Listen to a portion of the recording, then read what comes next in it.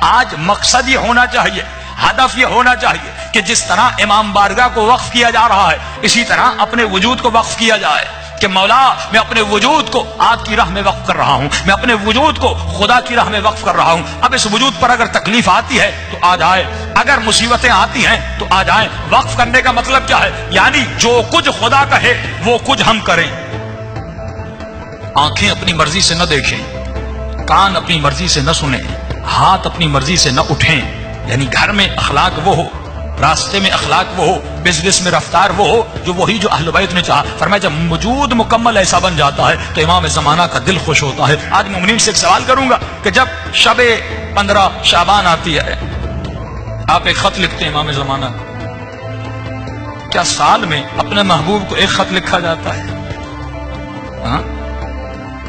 اگر دنیاوی مجازی عشق ہو جائے تو ہم چیٹ کرتے کرتے تھکتے نہیں، باتیں کرتے کرتے مڑتے نہیں، پیکیجز ختم ہو جاتے ہیں لیکن ہماری باتیں ختم نہیں ہوتی۔ موبائل کی بیٹری ڈیڈ ہو جاتی ہے لیکن جناب کی باتیں ختم نہیں ہوتی۔ اور امام زمانہ جس سے عشق کا دعویٰ، جس سے محبت کا دعویٰ، اسے سال میں ایک خط۔ یہ تو امام نے کہا مجھے لکھو تاکہ شیعوں کو سکھائیں کہ جو تو خط لکھتا ہے مجھ تک پہنچتے ہیں۔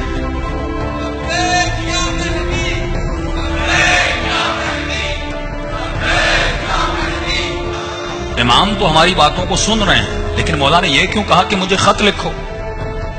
اس کا مطلب مولا اپنے چاہنے والوں کو ٹرینڈ کروانا چاہ رہے تھے، کیونکہ خط لکھنے سے پہلے زمانے میں جب مولا نے کہا تھا وہاں پر صرف خط کا ذریعہ تھا، ای میل تو نہیں تھا، فون تو نہیں تھی۔ اس وقت تنہا ذریعہ ارتباط جو انسان آپ سے دور ہوتا ہے آپ اسے خط لکھتے ہیں، اس کی ایڈریس پر خط بھیجتے ہیں۔ تو مولا نے کہا مجھے خط لکھو تاکہ پہلی بات تو تجھے یقین ہو جائے تیرا کوئی مولا ہے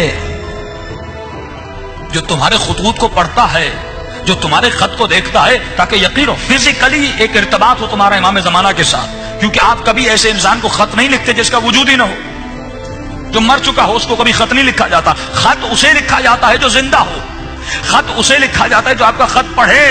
تو سال میں ایک مرتبہ مولا نے اپنے شیعوں کو ایک ٹریننگ دی کہ مجھے خط لکھو تاکہ ایک تمہارا فزیکل کنیکشن بنے اپنے مولا کے ساتھ۔ لیکن علماء فرماتے ہیں یہ خط کا سلسلہ، یہ ارتباط کا سلسلہ روزانہ اپنے مولا سے ہونا چاہیے۔ جس طرح تو اپنی ماں سے محبت کرتا ہے، اپنے باپ سے محبت کرتا ہے، اپنی بیوی سے محبت کرتا ہے یا مجازی عشق میں مبتلا ہوتا ہے، تو کتنا کنیکشن میں رہتا ہے، کتنا ارتباط میں رہتا ہے، اسی طرح ہر شیعہ کو اپنے مولا کے ساتھ ارتباط میں رہنا چاہیے، کنیکشن میں رہنا چاہیے۔ اب مولا کے لیے کیا کرے؟ فرمایا صرف خط لکھنا ضروری نہیں، روزانہ رات کو بیٹھو، نماز تہجد کے عادی بنو، آدھا گھنٹہ اپنے مولا کے لیے نکالو، 15 منٹ نماز تہجد پڑھیے۔ دیکھیے صبح کی نماز کے لیے تو ویسے اٹھتے ہیں آدھا گھنٹہ پہلے اٹھ جائیے، لیکن یہ شیطان کتنا ملعون ہے، ہمیں آدھا گھنٹہ عبادت کرنے نہیں دیتا۔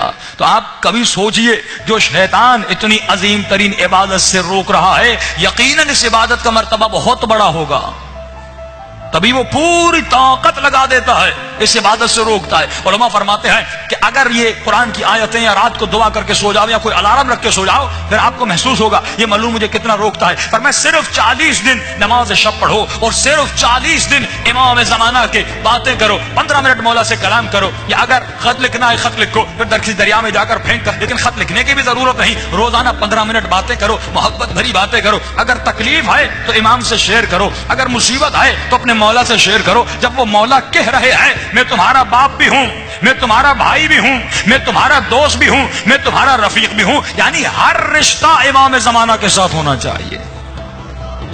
لیکن ہم نے مولا کو صرف ایک محفل بنا دیا کہ سال میں ایک فنکشن کرنا ہے 15 شعبان کا، اور ایک دعائے کمیل پڑھنی ہے اور جمع ہونا ہے، خط لکھنے ہیں، مولا شادی نہیں ہو رہی، مولا پیسہ نہیں، مولا جاب نہیں ہو رہی۔ اور یہ مومنین جب کربلا بھی جاتے ہیں یہی دعائیں کرتے ہیں۔ تو کبھی سوچئے امام بھی کہتے ہوں گے تو جب بھی آتا ہے کچھ مانگنے آتا ہے، جب بھی گئے مانگنے گئے، کا فرمایا کبھی کچھ دینے بھی تو آ دیا کیا ہم نے امام کو؟ آج ہم نے اپنے آقا کو کیا دیا؟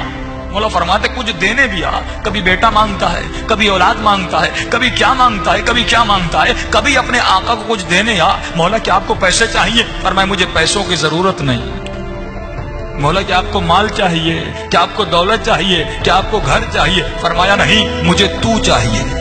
مجھے تو چاہیے، آپ کا وجود چاہیے امام کو، یہ وجود چاہیے امام کو، یہ ہاتھ چاہیے، یہ آنکھیں چاہیے، یہ ذہن چاہیے، یہ زبان چاہیے، یہ کان چاہیے۔ فرمایا مجھے تمہارا وجود چاہیے، بس جو میں کہوں تو کرے، جس سے میں روکوں تو رک جائے۔ مجھے سلمان زماں چاہیے، مجھے میثم زماں چاہیے، مجھے حبیب زماں چاہیے۔ تو ایسا بن جا جیسے حسین کا صحابی حبیب ابن مظاہر تھا۔ بھائی امام زمانہ کو بھی حبیب کی ضرورت ہے کہ نہیں؟